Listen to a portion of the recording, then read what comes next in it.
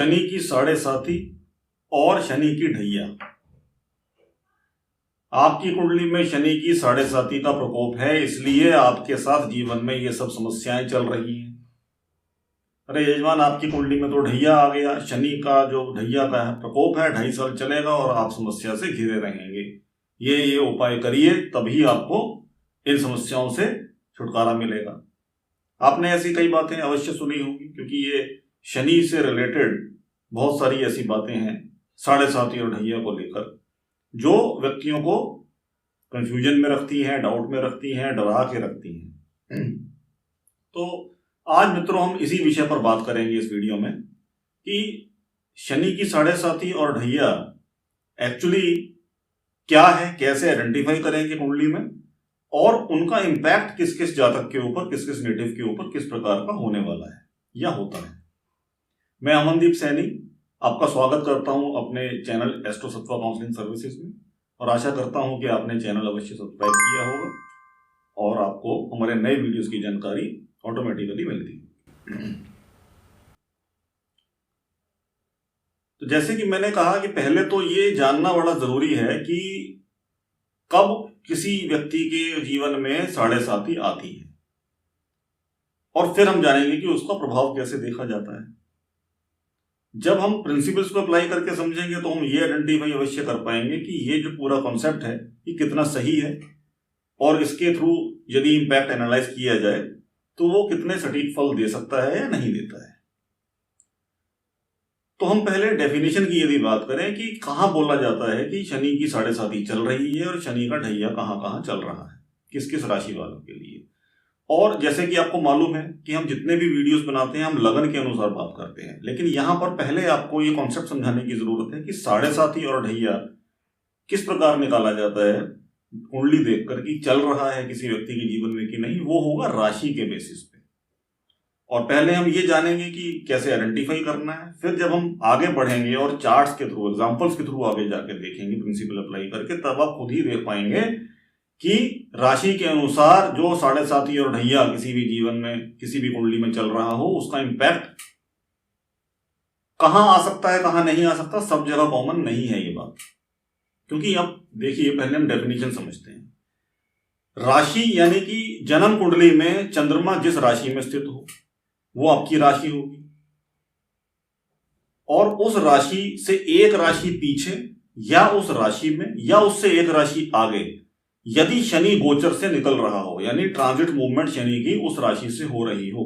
अभी हम एग्जांपल से भी समझेंगे, बट अभी के लिए डेफिनेशन समझने के लिए ये चलें कि जो राशि आपकी जन्म कुंडली के अनुसार है, यानी कि जिस राशि में चंद्रमा आपकी जन्म कुंडली में स्थित है, ट्रांजिट में, गोचर में जब शनि उससे एक राशि पीछे हो या उस राशि में हो जो आपकी राशि है, या एक राशि आगे निकल जाए, तो इसका मतलब आपके जीवन में साढ़े साती चल रही है। क्यों कहा गया साढ़े साती? क्योंकि शनि एक राशि में 2.5 साल तक स्थित रहता है। अपने ट्रांजिट मूवमेंट में, गोचर में शनि एक राशि में जब जाएगा तो वहां 2.5 साल रुकेगा। तो जब आपकी राशि से एक राशि पीछे शनि आया तो 2.5 साल तो वो वहां रुका, फिर 2.5 साल बाद वो आपकी राशि वाले स्थान में आ गया तो 2.5 साल वहां रुका, तो 2.5 और 2.5 हुए 5, और फिर 2.5 साल वो आपकी राशि से अगली राशि में रुका, तो 2.5 और 2.5 टोटल 7.5 साल जो ये शनि की ट्रांजिट मूवमेंट है आपकी राशि के अनुसार, उसको साढ़े साती का नाम दिया गया। और ढैया जब शनि आपकी राशि से चौथे या 8वें स्थान में हो तो उसको ढैया का नाम दिया कि वो 2.5 साल भी आपके जीवन में शनि के द्वारा प्रकोप रहने वाला है। और ये जनरल बात हुई। आपका लगन कुछ भी हो, यदि आपकी वो राशि है तो 7.5 साल या 2.5 साल आपको शनि परेशान करेगा। चाहे आपके लगन में, आपकी कुंडली में शनि आपके लिए फंक्शनली फेवरेबल हो, फंक्शनली अनफेवरेबल हो, साढ़े साती का कॉन्सेप्ट यदि लगा दें तो शनि आपको प्रकोप देगा ही देगा, ये बात कही जाती है। तो इन्हीं बातों को हम समझेंगे एग्जांपल्स के थ्रू। तो पहले तो इसी डेफिनेशन को दोबारा समझाने के लिए मैं आपको एक छोटे से एग्जांपल देता हूं। तो देखिए स्क्रीन पर, जैसे अभी हम दिखा रहे हैं कि मिथुन राशि आज के समय में, शनि आज के डेट में मकर राशि से ट्रांजिट कर रहा है, गोचर कर रहा है पिछले करीब 2.5 साल से, और आने वाले कुछ महीनों में, अभी हम जनवरी 2022 में जब ये वीडियो रिकॉर्ड कर रहे हैं तो शनि इस समय मकर राशि में है और कुछ महीनों में ये कुंभ में जाके 2 महीने वहां रह के वापस मकर में आ जाएगा, फिर अगले साल आगे निकल जाएगा। तो अभी की स्थिति यदि हम बात करें कि यदि हमें ये देखना हो कि शनि किस राशि में है, मकर राशि में, तो किस किस व्यक्ति के जीवन में ढैया चल रहा होगा और 7.5 यदि हमें ये निकालना हो, तो जैसे मैंने डेफिनेशन के तौर पे बताया कि आपकी जन्म कुंडली में जिस राशि में चंद्रमा है, तो मिथुन राशि यदि आपकी है, मतलब कि आपकी जन्म कुंडली में अगर चंद्रमा मिथुन राशि में है, और जो लोग चंद्र कुंडली का इस्तेमाल करते हैं वो यदि ये देखें कि उनकी चंद्र कुंडली यदि मिथुन राशि की है, बात एक ही हुई। तो यदि आपकी राशि मिथुन है तो इस समय शनि जो है आपकी कुंडली के अनुसार, आपकी राशि के अनुसार 8वें स्थान से, चंद्रमा से 8वें स्थान से 8वीं राशि से निकल रहा है गोचर में। तो इसका मतलब कि मिथुन राशि वालों के लिए ढैया चल रहा है। अभी हम सिर्फ आइडेंटिफिकेशन की बात कर रहे हैं कि कैसे आइडेंटिफाई करेंगे कि ढैया और 7.5 कहां है। और जिन लोगों की तुला राशि है, तो यानी कि तुला से चौथे भाव में, चौथी राशि में शनि चल रहा है गोचर में, तो इसका मतलब मिथुन और तुला राशि वाले लोगों के लिए राशि, अभी मैं जो भी बात कर रहा हूं राशि के अनुसार कर रहा हूं, लगन के अनुसार नहीं कर रहा, कि आपकी जन्म कुंडली में चंद्रमा यदि मिथुन या तुला राशि में है तो आपका ढैया चल रहा है, क्योंकि तुला से चौथी राशि हुई मकर, जहां की शनि अभी है। तो ये तो हुआ ढैया की बात। 7.5 यदि आपकी राशि कुंभ है तो शनि मकर राशि में होने के कारण आपकी 7.5 शुरू हो चुकी है। 2.5 साल से करीब करीब शनि मकर में चल रहा है, तो करीब करीब 2.5 साल से आपकी 7.5 शुरू है कुंभ राशि वाले जातकों के लिए। यदि आपकी राशि मकर है तो आपकी तो राशि में ही क्योंकि शनि स्थित है, तो 2.5 साल पीछे के निकल गए और अभी पीक पे चल रही है 7.5, 5 साल ऑलमोस्ट होने को है। और यदि आपकी राशि धनु है तो आपकी 7.5 खत्म होने वाली है कुछ महीनों में, 2 महीने के लिए खत्म होगी, फिर वापस शुरू हो जाएगी और फिर साल के एंड में जाके खत्म होगी। तो ये तो हमारा हुआ मित्रों आइडेंटिफिकेशन का तरीका कि आज की यदि मैं शनि की स्थिति पकड़ूं एग्जांपल के लिए, तो किन किन राशि वालों के लिए ढैया चल रहा है, किन किन राशि वाले जातकों के लिए 7.5 चल रही है। तो हमारा आइडेंटिफिकेशन क्या हुआ कि मिथुन और तुला के लिए तो ढैया चल रहा है, और 9, 10, 11 यानी कि धनु, मकर और कुंभ राशि वाले जातकों के लिए 7.5 चल रही है।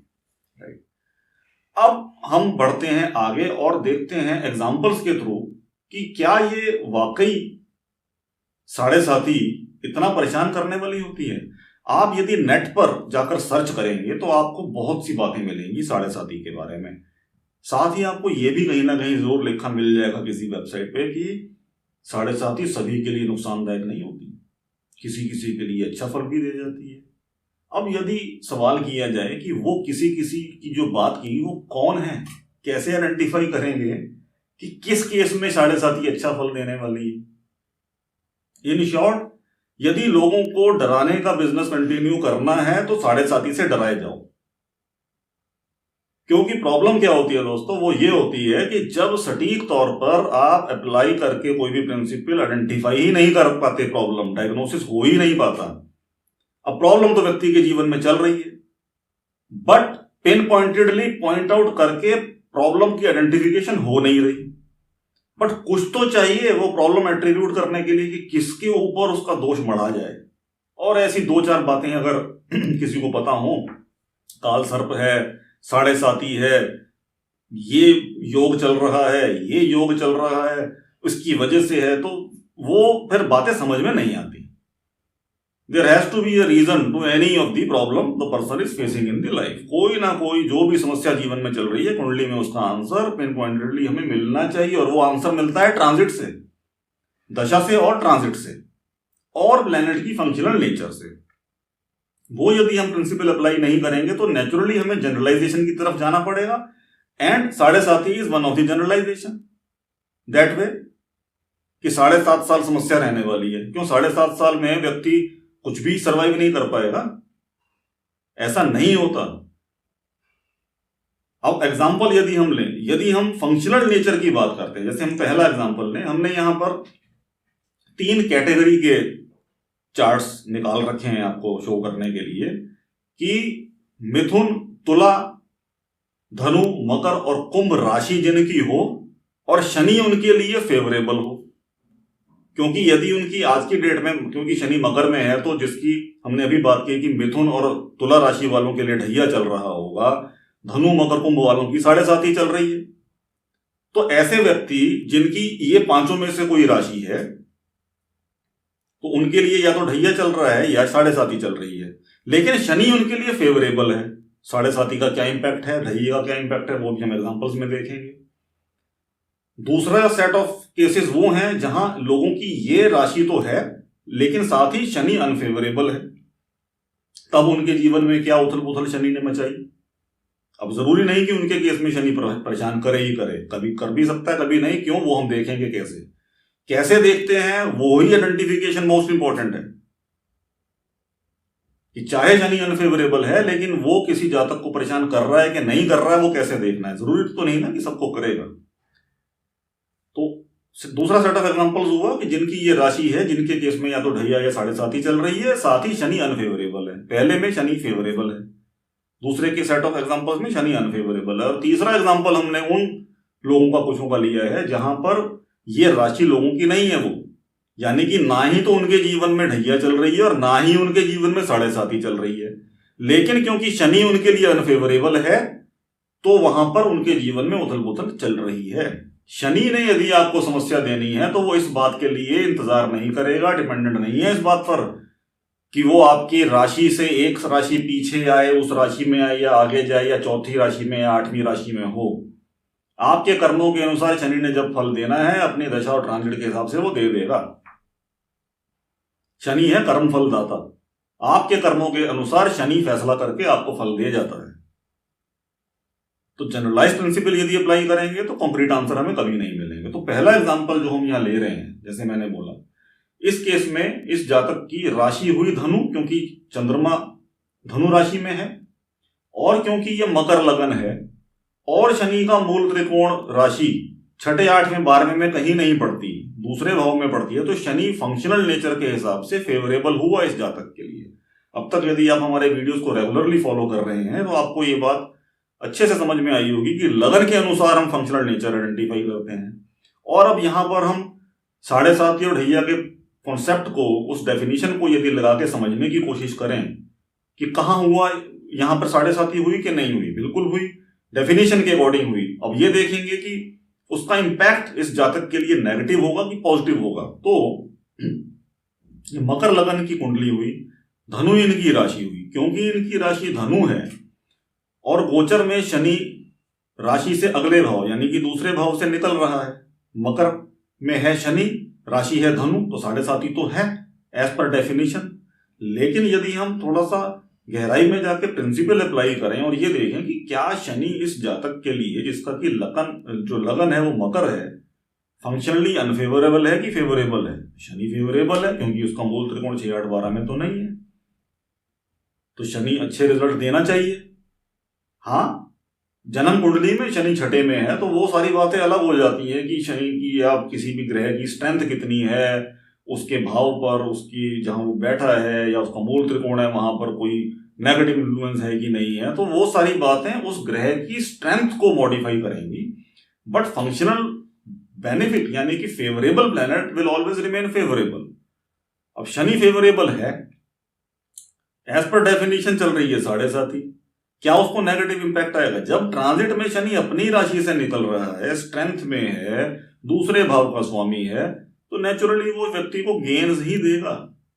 जब इस जातक के लिए 7.5 कब शुरू होगी? जब राशि से एक राशि पीछे, जो व्यक्ति की राशि है यानी कि धनु राशि, उससे एक राशि पीछे जब कभी शनि रहा होगा, यानी कि 2.5 साल के लिए जब कभी शनि गोचर में वृश्चिक में होगा, यानी कि दूसरे भाव का स्वामी, इस केस की बात करें, दूसरे भाव का स्वामी 11वें में यानी कि वेल्थ और स्टेटस का लॉर्ड हाउस ऑफ गेन्स में, तो क्या नुकसान कराएगा व्यक्ति का? लॉजिक अप्लाई करके देखिए, प्रिंसिपल अप्लाई करके देखिए, you will get the answer कि जनरलाइज प्रिंसिपल्स कभी फायदा नहीं देंगे आपके एनालिसिस को सही डायरेक्शन में ले जाने के लिए। आगे बढ़ते हैं दूसरे एग्जांपल पे। अब यहां व्यक्ति की राशि है मकर और 7.5 चल रही है क्योंकि शनि भी मकर में ही चल रहा है। अब इनके केस में तीसरे भाव का स्वामी Shani, favourable planet, functionally favourable planet, transit में, गोचर में दूसरे भाव से निकल रहा है, अच्छे परिणाम देगा।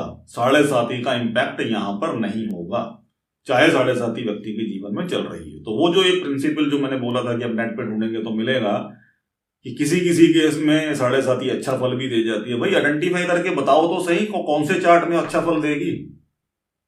केवल और केवल व्यक्ति को डराने के लिए यदि बोलना शुरू कर दिया कि आपके जीवन में 7.5 चल रही है, ये प्रकोप है, ये पूजा कराइए, इतने 1000 रुपए खर्चिए, तो वो तो फिर सिंपली फियर एंड ग्रीड का बिजनेस हो गया। वैसे नहीं चलना चाहिए।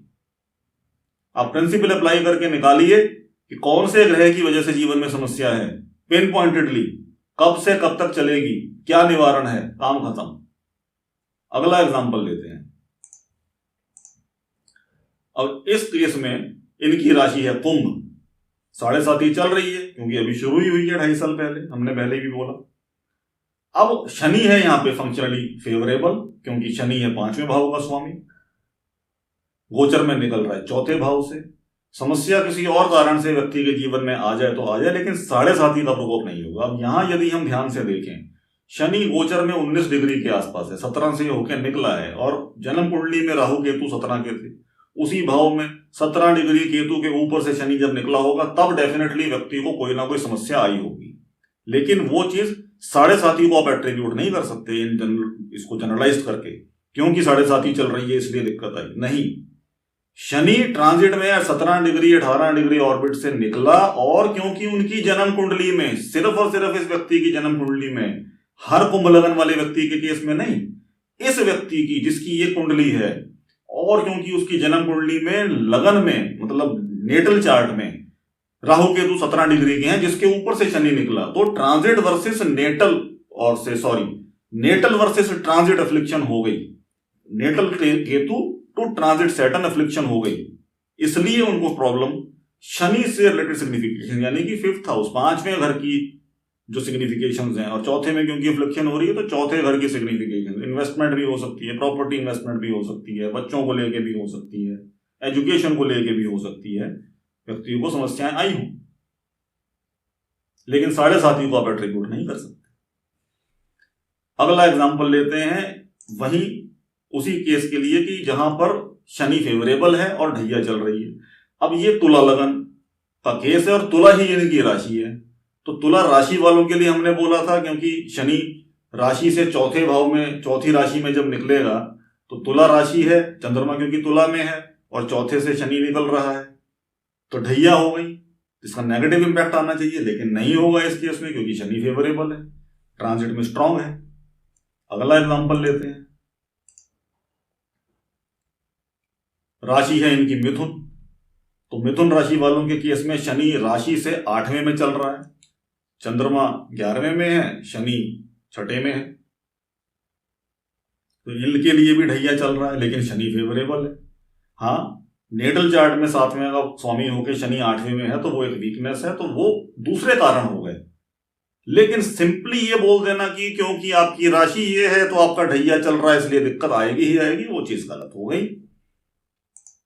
अब अगले एग्जांपल्स देखते हैं। कंडीशन 2 चार्ट 1, कंडीशन 2 इज कि जहां पर व्यक्तियों की राशि तो यही है जो हम ढैया और 7.5 के लिए देख रहे हैं, लेकिन शनि उनके केस में अनफेवरेबल है। और शनि कहां अनफेवरेबल होगा, लगन के हिसाब से जब आइडेंटिफाई करें कि शनि का मूल त्रिकोण 6ठे 8वें या 12वें में पड़ जाए, जो कि केवल और केवल 3 लग्नों के केस में होगा, कर्क लगन के केस में, कन्या लगन के केस में और मीन लगन के केस में। तो ये कन्या लगन का चार्ट है, शनि का मूल त्रिकोण 6ठे में पड़ता है, शनि अनफेवरेबल हुआ। राशि है इनकी तुला, तो तुला राशि वालों के लिए तो ढैया चलना चाहिए, शनि चल रहा है, ये ट्रांजिट अभी का हमें लगाना है, ओके। तो शनि आज की डेट में मकर से, यानी कि इनकी राशि तुला है तो तुला से 4थे में निकल रहा है। अब यहां देखने की बात यह हुई कि शनि अनफेवरेबल है तो रिजल्ट उसके अनफेवरेबल आ सकते हैं, आएंगे ही आएंगे नहीं, आ सकते हैं। कब? जब शनि डिग्री वाइज क्लोजनेस लेके या तो लगन की डिग्री के नजदीक होकर निकल रहा हो किसी भी भाव से, या किसी दूसरे ग्रह पर अपनी दृष्टि के द्वारा या कंजंक्शन के द्वारा अपना प्रभाव दे रहा हो, वो नेगेटिव होगा। अब यहां पर यदि हम थोड़ा ध्यान से देखें शनि इस समय 19 डिग्री का है। जब शनि 19 डिग्री का यहां से निकल रहा है तो कहां कहां उसका प्रभाव जा रहा है। अब यहां हम देख रहे हैं कि जब शनि 5वें भाव में होगा उसकी 10वीं दृष्टि दूसरे भाव पर जाएगी और दूसरे भाव में 19 डिग्री पे चंद्रमा है जो कि 11वें भाव यानी कि इनकम का लॉर्ड है और शनि है छठे भाव का स्वामी। छठा भाव जॉब से रिलेटेड भी है, डिस्प्यूट्स, डेट्स, कर्जों से रिलेटेड भी है और झगड़ों से रिलेटेड भी है। तो हो सकता है कि यहां पर शनि का जो इम्पैक्ट चंद्रमा पे गया उसकी वजह से इनको इनकम में या अपने मित्रों के साथ कोई डिस्प्यूट की संभावना उतने दिन तक बनी रहे जब तक शनि 19 डिग्री से आगे नहीं निकल जाता। तो प्रॉब्लम आनी स्टार्ट हुई होगी जब शनि 18 डिग्री के आसपास था, 19 पे आया और 20 जब क्रॉस करके 21 में जाएगा तो प्रॉब्लम खत्म हो जाएगी। This is how we can identify the timeline. आप इवेंट्स आइडेंटिफाई कर सकते हैं, लेकिन इसलिए प्रॉब्लम हम नहीं बोलेंगे कि है क्योंकि उसकी ढैया चल रही है, नहीं, वो कॉन्सेप्ट नहीं लगेगा क्योंकि ढैया तो 2.5 साल चलने वाली है। लेकिन शनि 18 से 20 रहेगा कुछ दिन, उतने दिन वो चैलेंजेस दे सकता है जब, क्योंकि यहां जब 19 से निकलेगा तो नेटल के चंद्रमा को अफेक्ट करेगा। इसी तरह से नेटल चार्ट का प्लैनेट भी ट्रांजिट के प्लैनेट्स को अफेक्ट कर सकता है, बट वो कॉन्सेप्ट अभी हम डिस्कस नहीं करेंगे। आगे बढ़ते हैं अगले एग्जांपल पे। कंडीशन 2 चार्ट 1 हो गया, कंडीशन 2 चार्ट 2, राइट। अब यहां पे राशि है मिथुन, और मिथुन के लिए भी चल रहा है ढैया एज पर डेफिनेशन ऑफ ढैया एंड 7.5 यदि हम बात करें। अब देखते हैं रियलिटी, क्योंकि ये कर्क लगन है, शनि का मूल त्रिकोण पड़ा 8वें में, शनि हो गया अनफेवरेबल और शनि है 19 डिग्री का आज की डेट में। तो जब शनि 19 डिग्री का गोचर में निकल रहा है तो ढैया की वजह से प्रॉब्लम नहीं होगी क्योंकि इनकी राशि मिथुन है, शनि मिथुन से 8वें में निकल रहा है, इसलिए प्रॉब्लम नहीं। शनि जब 19 डिग्री के आसपास से निकलेगा गोचर में, ट्रांजिट में, तो अपनी 10वीं दृष्टि चौथे पे देगा जहां 19 डिग्री पे राहु है। तो Shani to Rahu, Saturn to Rahu affliction हुई, ट्रांजिट टू नेटल, उसकी वजह से प्रॉब्लम आ सकती है, ना कि ढैया की वजह से। आगे चलते हैं, कंडीशन 2 चार्ट 3, राशि है धनु यानी कि 7.5 चल रही है और शनि अनफेवरेबल है क्योंकि मीन लगन का चार्ट है। शनि का मूल त्रिकोण पड़ा 12वें में, शनि गोचर में 19 डिग्री। अब यहां यदि हम ध्यान से देखें क्या शनि कहीं पे कोई प्रॉब्लम दे रहा है, तो शनि जब 19 डिग्री का हुआ यानी कि पहले कभी 16-17 से निकला होगा और तीसरी दृष्टि लगन पे देगा तो मंगल को उसने अफेक्ट किया होगा उस समय, यानी कि दूसरे भाव के सिग्निफिकेशंस को और पहले भाव के सिग्निफिकेशंस को परेशान करेगा क्योंकि मंगल दूसरे का स्वामी लगन में बैठा है, ट्रांजिट के शनि द्वारा उस पर अफ्लिक्शन आई। तो 7.5 का इंपैक्ट तो नहीं कहेंगे, लेकिन गोचर का जो शनि की चाल रही उसका इंपैक्ट आ गया। और ये जरूरी नहीं कि हर व्यक्ति के चार्ट में ऐसा हो, हर व्यक्ति के चार्ट में, हर व्यक्ति की कुंडली में जरूरी नहीं ना कि मंगल लगन में ही हो और दूसरे का ही स्वामी हो, वो तो राशि के हिसाब से बात कर रहे हैं। तो यदि डेफिनेशन के हिसाब से चले तो हर धनु राशि वाले को प्रॉब्लम आनी चाहिए क्योंकि 7.5 चल रही, लेकिन ऐसा तो नहीं होगा। चार्ट टू चार्ट वेरी करेगी चीज, और वो कैसे आइडेंटिफाई करेंगे वो हम यहां देख रहे हैं, जो कि हम अपने कोर्सेज में सिखाते हैं। आगे बढ़ते हैं अगले एग्जांपल पे। कंडीशन 2 चार्ट 4, राशि हुई इनकी मकर, और मकर के लिए तो क्योंकि मकर में ही शनि चल रहा है तो 7.5 है। अब यहां शनि 19 डिग्री का, कहां उसका इंपैक्ट जा रहा है ये यदि हम आइडेंटिफाई करें, शनि की तीसरी दृष्टि 7वें पे, 7वीं 11वें पे, 10वीं दूसरे पे, कोई प्लेनेट सामने नहीं है, और चंद्रमा 21 डिग्री का था और शनि 19, यानी कि जब शनि अब आगे बढ़ेगा 20 और 21 डिग्री के आसपास जाएगा तब नेटल के चंद्रमा को अफेक्ट करेगा जो कि 11वें का स्वामी है। बस उतने टाइम के लिए इनको थोड़ी बहुत अड़चन आ सकती है अपनी इनकम में या मित्रों के साथ डिस्प्यूट में, क्योंकि चंद्रमा 11वें भाव का स्वामी 5वें में इन्वेस्टमेंट्स को भी इंडिकेट करता है क्योंकि 5वें में बैठा है, 11वां यानी कि इनकम या फ्रेंड्स, और शनि छठे का स्वामी यानी कि डिस्प्यूट्स का लॉर्ड, तो वहां वो थोड़े दिनों के लिए मनमुटाव दे सकता है। और जब ये 22 डिग्री की रेंज क्रॉस करके शनि आगे निकल जाएगा समस्या खत्म हो जाएगी। 2.5 साल 7.5 साल चलेगी, जरूरी नहीं, केस टू केस वेरी करेगा। ये था कंडीशन 2 चार्ट 4। तो अगला है कंडीशन 2 चार्ट 5, जहां पर की राशि हो गई व्यक्ति की कुंभ और 7.5 चल रही है, क्योंकि शनि है एक राशि पीछे और शनि है 19 डिग्री का अनफेवरेबल, क्योंकि लगन है मीन, 12वें का स्वामी हो गया शनि। और जब 19 डिग्री का हुआ, यहां से तीसरी दृष्टि लगन पे 7, 8, 9, 10, कहीं पे भी शनि ने अफ्लिक्शन नहीं दी हुई अभी। तो अभी इस व्यक्ति के जीवन में शनि की 7.5 का कोई असर नहीं दिखेगा। हाँ, नेटल के शनि से ट्रांजिट के शनि पर यहां अफ्लिक्शन चल रही है, और ये बढ़ेगी जब ये शनि जैसे जैसे आगे जाएगा, क्योंकि शनि 19 से 20 जाएगा, 21 जाएगा। तो शनि 11वें भाव में 21 डिग्री से निकल रहा होगा, यहां 21 डिग्री 49 मिनट, यानी कि जब इसकी तीसरी दृष्टि 11वें पे जाएगी जहां से शनि निकल रहा है, तो natal Saturn to transit Saturn ये अफ्लिक्शन मानी जाएगी और उसकी वजह से इनको दिक्कत आ सकती है। लेकिन 7.5 साल चलेगी, लगातार चलती ही रहेगी समस्या शनि के कारण, वो नहीं कह सकते। गोचर का इंपैक्ट हम अप्लाई करके देख लें तो हम टाइमलाइंस निकाल सकते हैं कब कब व्यक्ति को प्रॉब्लम आएगी। अब जब हमने ये बात जान ली कि ट्रांजिट मूवमेंट के अकॉर्डिंग शनि प्रॉब्लम दे सकता है अगर अनफेवरेबल है, तो उसका 7.5 वाली कॉम्बिनेशन से या ढैया वाली कॉम्बिनेशन से क्या लिंक रहा? कुछ नहीं रहा। किसी भी केस में कर सकता है ना वो। अगला एग्जांपल वही है, कंडीशन 3 हमारी वही है कि जहां राशि ये नहीं है जो 7.5 या ढैया का योग बनाती है, लेकिन शनि अनफेवरेबल है, और शनि अनफेवरेबल होगा कर्क में, कन्या में और मीन में। लगन की बात करें, वही एग्जांपल हम ले रहे हैं कि ये मीन लगन की कुंडली, शनि है अनफेवरेबल और गोचर में निकल रहा है मकर से 19 डिग्री का। तो यहां पर वही सिचुएशन बन गई कि transit Saturn to natal Saturn affliction है। लगन की डिग्री 17 है, वो लगन खुद ही अफ्लिक्टेड नेटल चार्ट में भी है, और शनि लगन की डिग्री के ऊपर से जस्ट अभी निकला ही है, ऑलमोस्ट अभी भी निकल ही रहा है, 2 डिग्री ही आगे गया है। तो इस व्यक्ति के जीवन में डेफिनेटली समस्याएं इस समय शनि दे रहा होगा, रिगार्डलेस ऑफ द फैक्ट कि इनके जीवन में 7.5 या ढैया चल रहा है कि नहीं। अब इनकी राशि यदि देखें तो वो है सिंह राशि के हिसाब से ना ढैया बनता है ना 7.5 बनती है, क्योंकि शनि सिंह राशि से 6ठे भाव में, 6ठे साइन में चल रहा है। वो तो होता नहीं, ना ढैया का केस बनता है ना 7.5 का केस बनता है। लेकिन ट्रांजिट में शनि की डिग्री इस प्रकार की जा रही है, एमईपी के ऊपर से निकल रही है, नेटल के शनि को अफेक्ट कर रही है, सामने बृहस्पति 16 डिग्री का जिसके ऊपर डायरेक्ट 7वीं दृष्टि दे रही है, तो वो इस प्रकार का शनि परेशानी दे रहा है। तो Shani is not dependent on 7.5 और ढैया, राइट।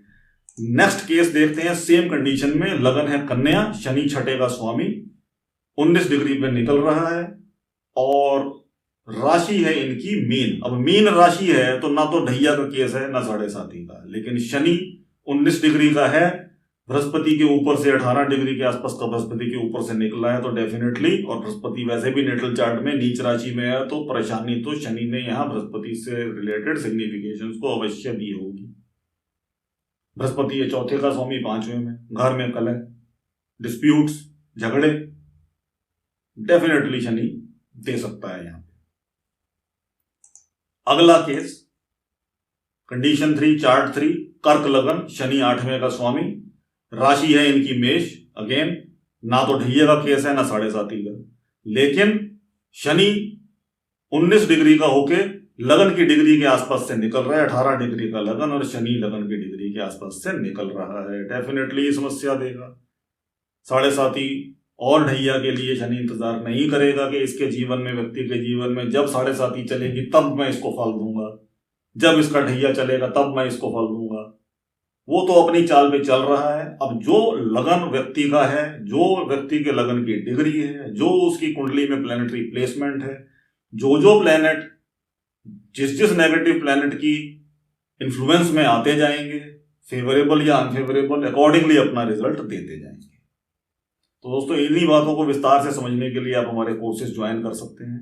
बहुत डिटेल में हमने कॉन्सेप्ट वहां भी समझाने की कोशिश की है, और आज के वीडियो का जो हमारा उद्देश्य था वो 7.5 और ढैया के कॉन्सेप्ट को क्लियर करने का था कि 7.5 और ढैया काल सर्पदोष और मांगलिक की तरह ही, जैसे हमने पिछले वीडियोस में बताया, एक जनरलाइज्ड कॉन्सेप्ट बना दिया गया, क्योंकि कुछ ना कुछ चाहिए एट्रीब्यूट करने के लिए कि हाँ जी इसकी वजह से प्रॉब्लम है, क्योंकि आइडेंटिफाई तो कर नहीं पा रहे प्रॉब्लम है कहां से। पिन पॉइंटेडली आप प्रिंसिपल अप्लाई करके समस्या आइडेंटिफाई कीजिए और उसका सोल्यूशन आपको मिल जाएगा कि अब क्या करना चाहिए, कब से कब तक चलेगी ये प्रॉब्लम। अब आइडेंटिफाई डेफिनेटली कर सकते हैं टाइमलाइन, लेकिन जनरलाइज प्रिंसिपल अप्लाई करके आप टाइमलाइन आइडेंटिफाई नहीं कर सकते, क्योंकि वो तो 7.5 साल के हिसाब से बन गया प्रिंसिपल। लेकिन उन 7.5 सालों में कब कब एग्जैक्टली बंदे को प्रॉब्लम आएगी वो आप गोचर से निकाल सकते हैं, और उसका इस 7.5 के कॉन्सेप्ट से कोई लेना देना नहीं है। तो आशा है आपको कुछ अच्छी जानकारी देने में हम जो है सफल हुए होंगे, और आपको डेफिनेटली कुछ ना कुछ अच्छा जानने को मिला होगा 7.5 और ढैया के बारे में। इनसे डरिए मत, जरूरी नहीं कि आपके केस में ही एप्लीकेबल हो, चाहे आपकी वो राशि के हिसाब से ढैया या 7.5 की सिचुएशन बनती ही हो। तो अपनी कुंडली में फंक्शनल नेचर देखिए प्लेनेट की, और फिर बढ़िए आगे कि कैसे निकालना है कि कहाँ क्या समस्या चल रही है। तो इसी के साथ इस वीडियो को यहाँ क्लोज करते हैं और मिलते हैं अगले वीडियो में किसी नए टॉपिक पे प्रकाश डालते हुए, किसी नए टॉपिक के ऊपर एग्जाम्पल्स के साथ चर्चा करते हुए कि क्या सही है और क्या गलत और कैसे आगे बढ़े। तब तक के लिए धन्यवाद।